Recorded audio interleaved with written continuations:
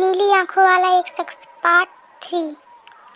अंजू उसको इग्नोर कर अपने हाथों की ब्रेसलेट की ओर देखने लगी और मुस्कुराते हुए बोली, वह इतना अच्छा है, केयरिंग है और मैं फालतू में।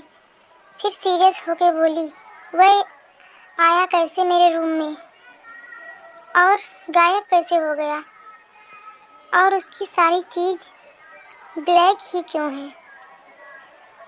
उसमें कुछ तो गड़बड़ ज़रूर है। यह कहते हुए अंजू अपने बिस्तर पर गई और लेट गई। थोड़ी ही देर में अंजू की आंख लग गई और अंजू सो गई। अगली सुबह अंजू की नींद अलार्म के बजने से खुली। अंजू अंगड़ाई लेते हुए बिस्तर में उठकर बैठ गई। फिर अंजू के टेबल पे रखा फ़ोन बजने लगा। अंजू ने कॉल उठाया। वह कॉल अंजू की बेस्ट फ्रेंड सीमा का था। सीमा, हेलो अंजू। अंजू, हाँ बोलो सीमा। सीमा, स्कूल नहीं जाना? अंजू, हाँ जाऊंगी ना झाड़ू देने।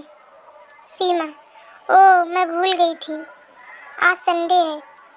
अंजू, आज संडे है और मेरे दिमाग में एक आइडिया आया है। सीमा, क्या? अंजू, क्यों ना आज शाम हम तीनों बेस्ट फ्रेंड एक साथ कहीं पिकनिक करने चलें? इससे हम तीनों एक साथ टाइम स्पेंड कर सकते हैं। सीमा, हाँ ठीक है, लेकिन कहाँ जाएंगे पिकनिक करने? अंजू, हमारे स्कूल के पीछे एक जंगल है, वहाँ पे। सीमा, पागल है, लोग उस जंगल में शाम होने के बाद नहीं जाते हैं। लोग उस जंगल को शापित मानते हैं। अंजू, हाँ तो आज तक किसी ने कुछ देखा क्या? तूने देखा? सीमा, अच्छा ठीक है। अंजू, ठीक है, तो फिर शाम को मिलते हैं उस जंगल में। राघव को बता देना। इतना कहकर अंजू ने कॉल कट किया और फिर ब्रश करके एक्सरसाइज कर ब्रेकफास्ट करने चली गई। अंजू ने जब सुबह अपने मम्मी पापा को देखा तब उसे लगा कि कल जो हुआ उसे बता देना चाहिए, लेकिन फिर भी नहीं बताया। अंजू ने अपनी मम्मी पापा से सिर्फ इतना बताया कि उसने और एक न्यू फ्रेंड बनाया है जिसका नाम निर्भय है और वह यहीं पे ही रहता है। शाम के 4 बज रहे थे जब अंजू अपने रूम में पिकनिक के लिए रेडी हो रही थी। अंजू ब्लैक कलर की कुर्ती और लेगिंग्स पहनी हुई थी। वह रेडी हो रही थी कि तभी अंजू की मम्मी अंजू के पास आई। अंजू की मम्मी, अंजू जल्दी वापस आ जाना। अंजू, हाँ मम्मी। अंजू की मम्मी, वैसे कहाँ पे पिकनिक मनाने जा रहे हो? अंजू अपना इयररिंग्स पहनते हुए रुक गई। वह मन में सोच रही थी कि अगर वह उस जंगल के बारे में बात करे तो शायद नहीं जाने देंगे। तो अंजू ने झूठ कहा। अंजू ने कहा, नहीं, बस ऐसे ही एक पार्क में जा रहे हैं। अंजू की मम्मी कुछ बोलने ही जा रही थी कि उनको कुछ ज़रूरी बात याद आ गई, जिससे वह अंजू से ठीक से बात नहीं कर पाई और किचन रूम में चली गई। उनको जाते देख अंजू जोर से सांस लेते हुए बोली, बाल बाल बच गई।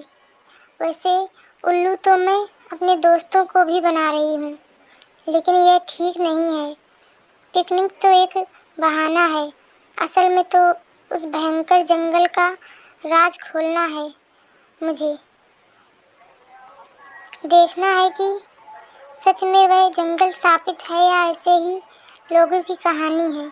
फिर अंजू ने अपने बैग में एक बड़ा सा औजा बोर्ड डाल के चैन बंद कर ली। तभी अंजू को एक अननोन नंबर से कॉल आता है। अंजू ने कॉल उठाया। वहाँ से आवाज़ आई, हेलो अंजू। अंजू आप कौन? निर्भय। मैं निर्भय बोल रहा हूँ। अंजू, ओह निर्भय, तुम्हें मेरा नंबर कहाँ से मिला? लेकिन वहाँ से कुछ आवाज़ नहीं आई। अंजू जानती है कि निर्भय का बिहेवियर थोड़ा अजीब है। वह इग्नोर कर बोली, अंजू अच्छा छोड़ो, आज मैं अपने 2 बेस्ट फ्रेंड के साथ पिकनिक करने जा रही हूँ। तुम चाहे तो आ सकते हो। निर्भय, कहाँ पे? अंजू, हमारे डॉल्फिन स्कूल के पीछे एक जंगल है, वहाँ पे। तुम मेरे नए दोस्त हो, इसलिए मैं भी चाहती हूँ कि तुम आओ। क्या तुम आओगे?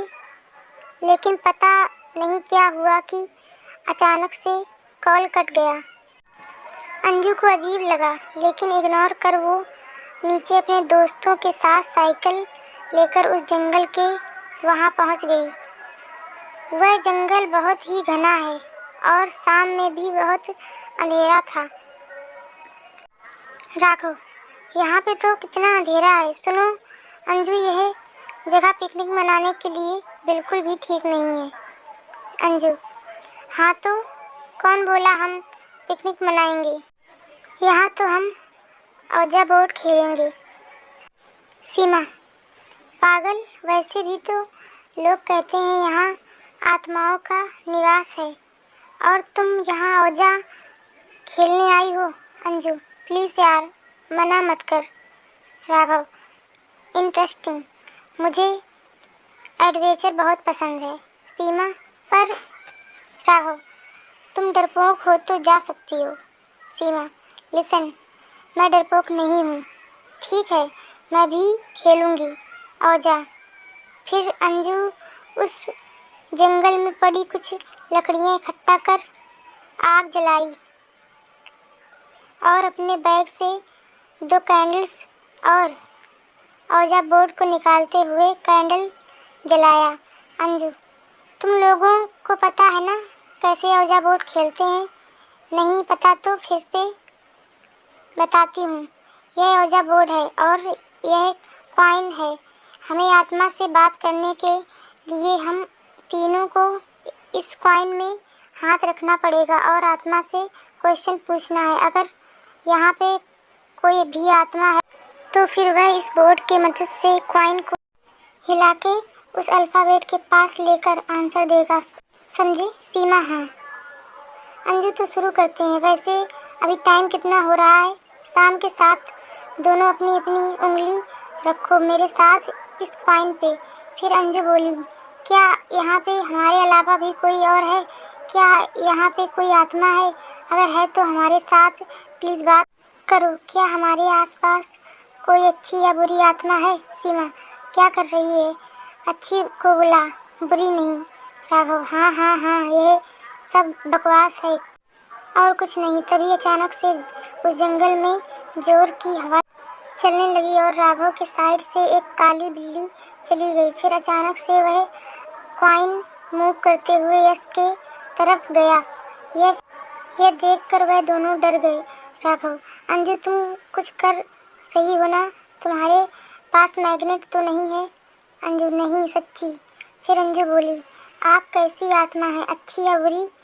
तब वह कॉइन खुद से मूव करते हुए BAD लिखा। यह देख अंजू बोली, कोई बीच से उठकर मत जाना, नहीं तो बहुत बुरा होगा। अच्छा, तुम बुरे हो, तुम्हारा नाम क्या है? फिर वह कॉइन मूव किया।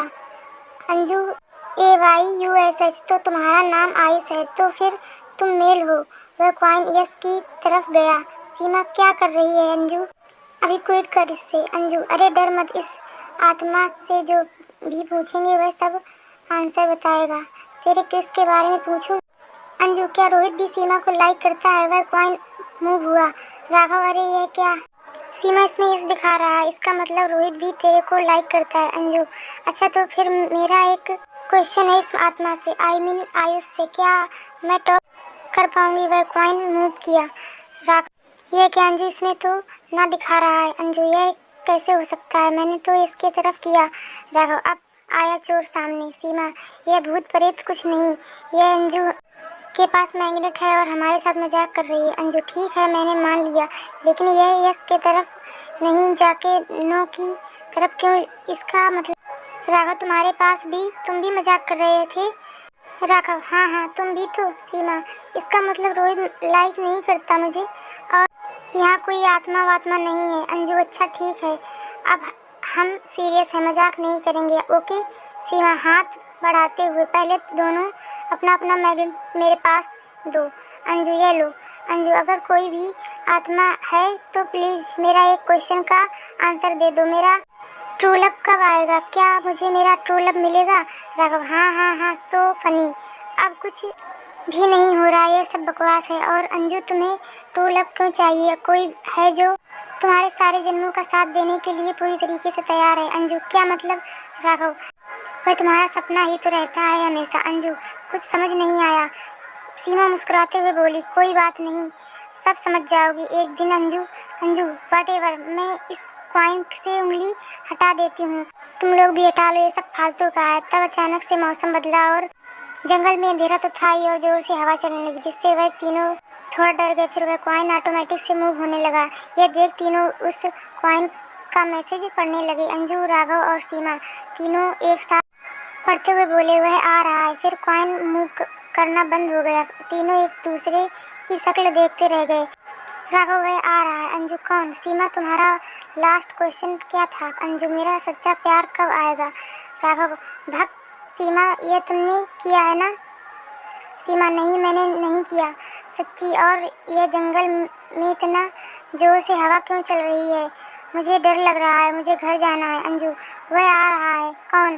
क्या मेरा सच्चा प्यार? इतना कहते ही जंगल में जोर से हवा चलने लगी और बिजली कड़कने लगी और दूर से कोई लड़का आते हुए दिखाई दे रहा था। सीमा, वहाँ देखो, कोई आ रहा है वहाँ से। अंजू, इस जंगल में कोई नहीं आता तो फिर कौन है वहाँ?